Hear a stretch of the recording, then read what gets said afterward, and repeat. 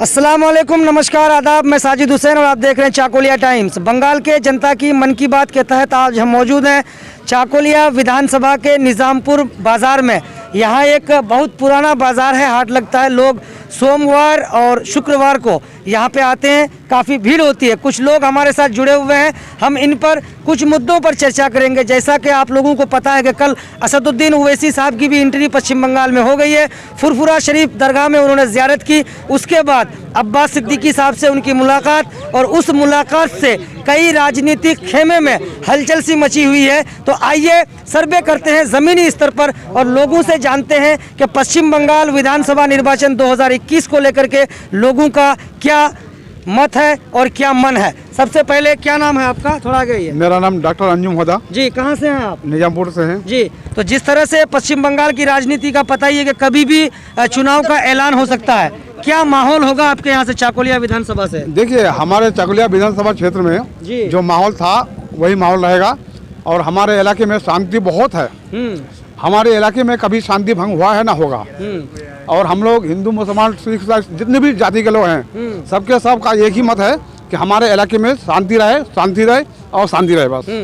और रही बात, चाहे कोई सा भी पार्टी आ जाए, पार्टी से हम लोग से कोई मतलब नहीं है। हम लोग को नेता काम करे, लोगों का देखभाल करे, लोगों का ख्याल रखे और किसी किस्म का कोई दंगा फसाद ना हो। अच्छा, यही हम। तो फिर वो कौन सा नेता है जो कामकाज करता है?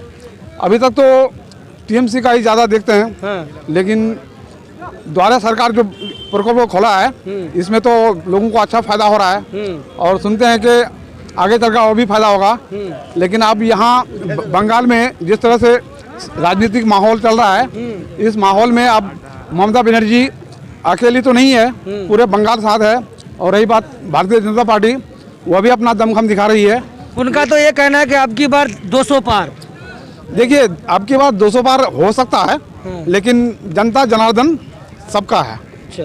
हम ये नहीं कहते हैं कि बीजेपी आएगी या टीएमसी आएगी, इसका ये कोई मतलब नहीं है। हम लोग जिस इलाके से हम लोग बसोबासी कर रहे हैं, उस इलाके के लोगों का कहना है कि हमारे इलाके में चाहे कोई भी विधायक आए, शांति होना चाहिए, सद्भाव होना चाहिए, भाईचारा होना चाहिए, मोहब्बत होना चाहिए जी। बस। बहुत अच्छी बात कही डॉक्टर अंजुम हुदा साहब ने कि जो शांति यहाँ पे कायम है चाकोलिया विधानसभा में, कि यहाँ हिंदू मुस्लिम सिख ईसाई जो भी कम्युनिटी के लोग यहाँ पे रहते हैं, आपस में मेलजोल करके रहते हैं, और यही सबसे बड़ी खासियत है यहाँ की। और भी कुछ लोग हैं, उनसे हम जानने की कोशिश करते हैं। क्या नाम हुआ आपका? मेरा नाम मोहम्मद रियाजुल इस्लाम है जी। कहाँ से हैं आप? सिमलिया से। सिमलिया से।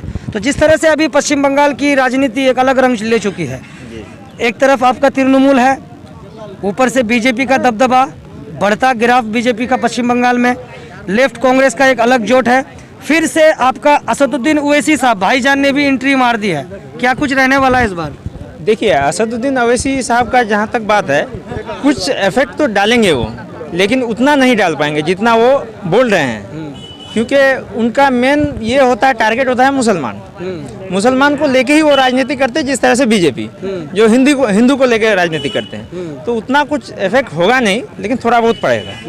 अच्छा, राज्य सरकार अभी जिस तरह से ये ममता बनर्जी सरकार का दूसरा, पश्चिम बंगाल में 2 बार ममता बनर्जी मुख्यमंत्री बनी, अब ये तीसरी बार विधानसभा का चुनाव 2021 में ही होना है, कभी भी इसका ऐलान हो सकता है।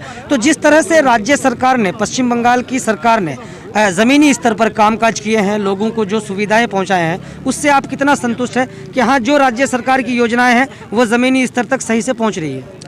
देखिए, जहाँ तक राजनीति की बात है, तो कोई भी चाहे किसी का भी सरकार हो, वो 100% काम तो नहीं दे सकती, लेकिन कुछ हद तक आप देखिए कि काम हो रहा है, जो ज़मीनी स्तर पर आपको नज़र आएगा। जैसे कि आप कन्याश्री को देख लीजिए, या रूपश्री हो, या आपका कृषक बंधु हो, ऐसे बहुत सारे स्कीम हैं जो आदमी को, जो आम आवाम है, उसको जो है फ़ायदा मिल रहा है। ऐसा बात नहीं है कि नहीं मिल रहा है, लेकिन मिल रहा है। जैसे कि अब इससे पहले लॉकडाउन हुआ, उसमें राज्य सरकार और केंद्र सरकार दोनों के तरफ से ही जो है राशन दिया गया है। कोई अगर एक दावेदारी करे कि मैं खुद से ही दे रहा हूँ, या ऐसा कोई बात नहीं, लेकिन जो भी काम हुआ हमारे वेस्ट बंगाल में खासतौर से काम बढ़िया हो रहा है। चाहे वो सड़क का मामला हो, चाहे वो जैसे कि एक बात जो उभर के आती है कि ममता बनर्जी की सरकार आने के बाद पश्चिम बंगाल में लूट, गुंडागर्दी, घूसखोरी, रिश्वतखोरी और जो है गरीब तबके के लोगों को दबाने की कोशिश और ज़मीनी स्तर पर जो नेता लोग होते हैं उनके द्वारा करप्शन, इस तरह की कई बातें सामने आती है। इससे आप कितना सहमत हैं? जी देखिए, बात तो वही मतलब घुमा फिरा के वहीं पे आ रही है कि थोड़ा बहुत कुछ ना कुछ होगा। कोई भी किसी को भी एक तरफा अगर आप बोलें कि नहीं वो ज़्यादा बढ़ रहा है या ऐसा, आप वेस्ट बंगाल के हिसाब से आप इसको यूपी को देख लीजिए, क्या हालत है वहाँ पे तो केंद्र और राज्य सरकार एक ही पार्टी के हैं, लेकिन वहाँ का हालत देखिए आप, महिला सुरक्षित नहीं है।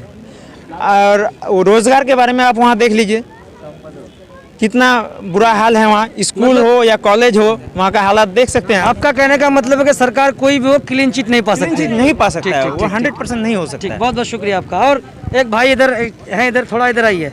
सबसे पहले तो नाम बता दीजिए अपना। निताई चंद्र सरकार, निताई चंद्र सरार, कहाँ से हैं आप? निजामपुर। निजामपुर से। तो जिस तरह से अभी पश्चिम बंगाल में चुनाव का बिगुल बज गया है, हालांकि हमारे इधर अभी उस तरह का चाकोलिया विधानसभा को ले लीजिए, उत्तर दिनाजपुर को, इधर उतना अभी कुछ नहीं हुआ, लेकिन और अदर जगह पर मेदिनीपुर हो गया, आपका बीरभूम हो गया, नंदीग्राम हो गया, कोलकाता साइड में काफ़ी रैलियाँ हो रही है। रैली का जवाब रैली से, भाषण का जवाब भाषण से, बयान का जवाब बयान से, तो इस तरह की राजनीति गरमाई हुई है। ऊपर से और भी कई पार्टियां जो है यहाँ पे एंट्री कर चुकी है। तो आपके यहाँ से क्या माहौल है चुनाव का? और जो राज्य सरकार अभी ममता बनर्जी की सरकार जिस तरह से कामकाज कर रही है, क्या वो ठीक कर रही है? लोगों को उसका फायदा मिल पा रहा है? आपको मिला है या नहीं मिला है? একদমই রাজ্য সরকার যেভাবে কাজ করতে চলেছে এবং করেছেন বিগত 9 বছর আমরা দেখেছি, 9.5 বছর, তো এর মধ্যে প্রচুর কাজ করেছে। সাধারণ মানুষ থেকে স্কলারশিপ থেকে নিয়ে এসসি এসটি, যেটা নাকি আপনার বয়স্ক ভাতা 60 বছর হলেই আমাদের এই ব্লকে প্রায় এই 2 মাসের মধ্যে 4000 প্লাস হবে এই বয়স্ক ভাতা, যেটা নাকি এসসি এসটির। এসসি শুধু এসসিরই হয়েছে 4000 প্লাস এই 2 মাসের মধ্যে। এবং এরপরে যদি মানুষ বলে যে না কাজ হচ্ছে না, সেটা তো আমার তো মনে হয় সেটা ভালো হচ্ছে না। এবার দুয়ারের সরকার, মানুষ ব্লকে যেতে হয়তো ভাড়া লাগে বা অন্যান্য গ্যাফিলিতির জন্য সরকার নিজে চলে এসেছে দুয়ারে। এবার মেদিনীপুরের কথা যেটা তুলে ধরলেন, দেখুন এখন যার যার স্বার্থে নেতারা করতেই থাকবে, আর আমজনতা যারা রয়েছে তারা চিন্তা ভাবনা করেই ভোটটা দেবে। এবং তৃতীয়বারের জন্য আমার ব্যক্তিগত ভাবে আমি নিজের ব্যক্তিগত মত প্রকাশ করেছি যে মমতা ব্যানার্জি তৃতীয়বারের মতো দেখতে চাই, যেভাবে কাজ হয়েছে। एक भाई और है यहाँ पर, नाम बताइए जी पहले अपना। शाहजहां नाम है, चांतुल से हूँ मैं। चातुल से है। तो जिस तरह से अभी पश्चिम बंगाल में राजनीति हो रही है, मैं आपसे ये जानना चाहूँगा कि MIM असदुद्दीन ओवैसी साहब की जो पार्टी है, उन्होंने भी यहाँ पे एंट्री की है और चुनाव लड़ने का दावा किया है। तो क्या ज़मीनी स्तर पर MIM के आ जाने से अदर्स जो पार्टी है, सेकुलर पार्टियाँ हैं, उनको कितना नुकसान हो सकता है? देखिए MIM जो है ना, एक उसका जो अध्यक्ष है असदुद्दीन ओवैसी, वो एक छवि वाला नेता है। वो अगर आएंगे, अभी तो कह रहा है ना पब्लिक के असदुद्दीन ओवैसी का पार्टी क्या कर लेंगे क्या कर लेंगे। ये भी बात सही है कि पहली बार आएंगे, लेकिन वोट तो कुछ काटेंगे, कुछ वोट काटेंगे। तो जाहिर सी बात है कि TMC को वहाँ लॉस होगा और BJP को गेन होगा। तो BJP को अगर गेन होगा तो ऐसा नहीं है कि BJP कह रहा है ना कि हम सरकार बना लेंगे। BJP अगर 2019 में इलेक्शन लड़ी है तो उसमें से 18 सीट अगर वो जीता है तो मोदी के नाम पे जीता है। अगर वो अभी इलेक्शन लड़ेंगे तो उसका वो चेहरा क्यों नहीं बताता है कि नरेंद्र मोदी इसको यहाँ चीफ मिनिस्टर किसको बनाएंगे। तो यहाँ असदुद्दीन ओवैसी हकीकत में अगर यहाँ आएंगे तो मुस्लिम क्षेत्र इलाका है जहाँ मुस्लिमों के ज़्यादा पॉपुलेशन है, वहाँ असदुद्दीन ओवैसी अपना टिकट देंगे अगर आएंगे बंगाल में तो, और शायद आएंगे वो तो कुछ तो वोट काटेंगे पर बीजेपी को फायदा होगा। तो अच्छा, आप कह रहे हैं कि उनके आने से बीजेपी को फायदा बीजेपी को फायदा होगा क्योंकि बीजेपी का वोट जो है वो एक ही तरफ है।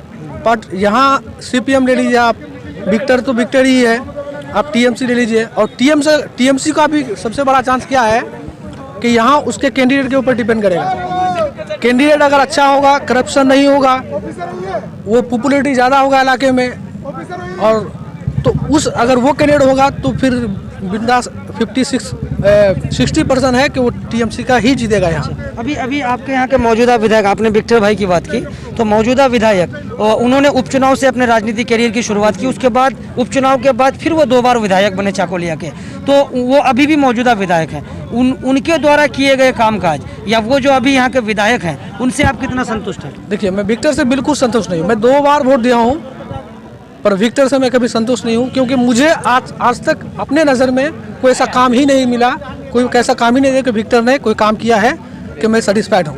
लेकिन उनकी तरफ से तो कहा जाता है कि जब भी इलाके में कुछ उस तरह की बात हो जाती है तो विक्टर ही सबसे पहले सड़क पर उतर करके उसके खिलाफ बात करता है, बाकी सब घर में छुप के बैठ जाते हैं। देखिए, सब नेता ये कहते हैं कि हम करते हैं, पर पब्लिक जो देखती है वही सबसे बड़ा मशवरा है, वही सबसे बड़ा देखता है। अब पब्लिक जिसको वोट दे वही सरकार है, वही उसी को वोट देंगे, वही जीतेगा। तो क्या कहना चाहते हैं? देखिए, आप जैसे कि राजनीति कर रहे हैं, इस एमएलए साहब के बारे में जिस तरह से भाई साहब ने बोले कि अभी देखिए, आप हमेशा डरा के या ऐसे जैसे आप बात बोले कि कोई भी झमेला होता है, दंगा फसाद, या इसमें आप आगे आते हैं, ठीक है, अच्छी बात है, आगे आना भी चाहिए। नेता का सबसे पहला फ़र्ज़ यही है कि कहीं पे भी अगर माहौल ख़राब हो तो आना चाहिए, लेकिन सिर्फ माहौल को देखते हुए नहीं, आपको काम भी करना होगा, ज़मीनी स्तर पर काम दिखाना होगा।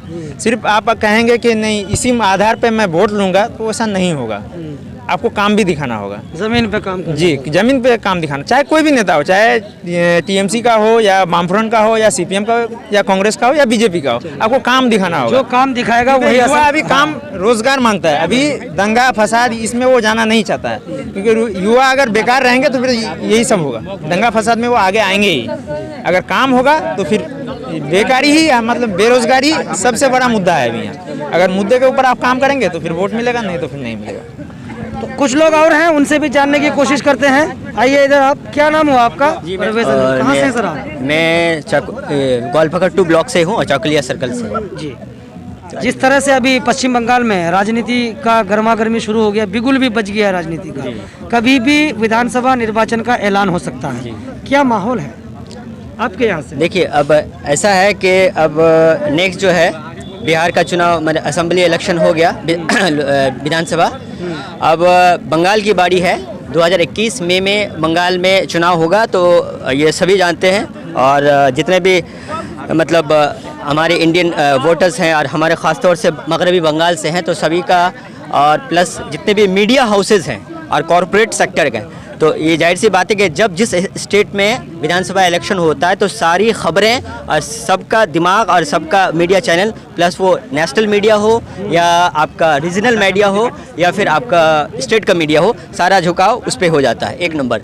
और दूसरी बात, अभी देखिए सियासी माहौल है। देखिए, जमीनी स्तर से लोग वोट देते हैं, सरकार चुनते हैं, सरकार बनाते जी, जी, जी। हैं। ढीकड़ा मीडिया पे फोड़ेंगे तो कैसे चलेगा? नहीं, मतलब मीडिया का काम है जमीनी स्तर से खबरें उठाना और उनको पब्लिश करना। बिल्कुल आपकी जिम्मेदारी बनती है कि आपके लिए किसने क्या किया है। बिल्कुल आपका सवाल एकदम वजह है, तो मैं उसी तरफ ही आ रहा था। मैंने कहा कि मैं नेगेटिव साइड को नहीं दर्शाना चाह रहा था मीडिया का, मैंने मीडिया की जो अभी हाईलाइट्स जो मतलब मगरबी बंगाल के चुनाव की तरफ जो रुख मुड़ा है, मैं उसकी बात कर रहा हूँ। अब बाकी मीडिया का जो किस तरह से खिदमत अंजाम दे रहे हैं, तो जो तालीम याफ्ता लोग हैं, इंटेलेक्चुअल सोसाइटी ऑफ इंडिया, वो सभी जानते हैं कि कौन मीडिया क्या है, क्या दिखा रहा है और कौन क्या बेच रहा है।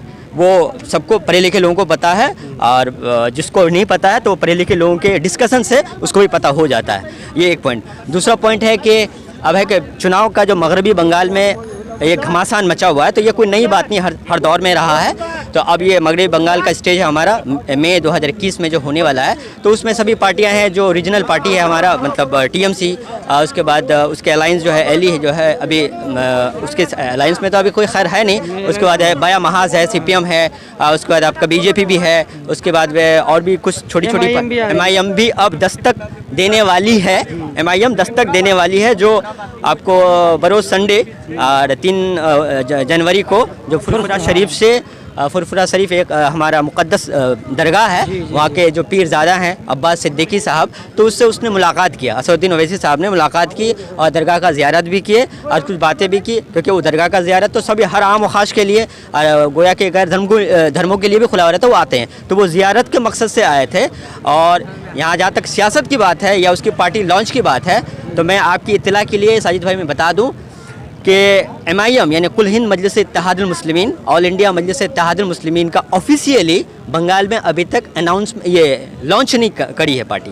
प्रेस के सामने तो ओवैसी साहब ये कह रहे थे अब्बास सिद्दीकी साहब के साथ कि जो अब्बास सिद्दीकी साहब कहेंगे, जिस तरह से चुनाव लड़ने के लिए कहेंगे, हम उस तरह से पीरजादा अब्बास सिद्दीकी के साथ हैं और उन्हीं के सलाह मशवरे से यहाँ पे काम करेंगे। जी, मैं उसी पर आ रहा था।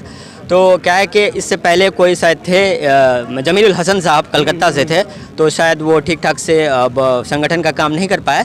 तो अब है कि अब्बास सिद्दीकी साहब एक ज़बरदस्त चेहरा है, सिर्फ पीरज़ादे ही नहीं, क्योंकि उसके पास बहुत बड़ा एक मास मेजोरिटी है, चाहे वो सभी धर्म के लोग हैं, सिर्फ बिलखुसूस वो मुसलमान है, मुसलमान ही उसके साथ है ऐसा नहीं है, दलित भी है, आदिवासी भी है, जो महरूम तबकात है, जिसको कि जो बेसिक नीड्स है जो उससे कटा हुआ है, तो सारे तबकात अब्बास सिद्दीकी के साथ भी है।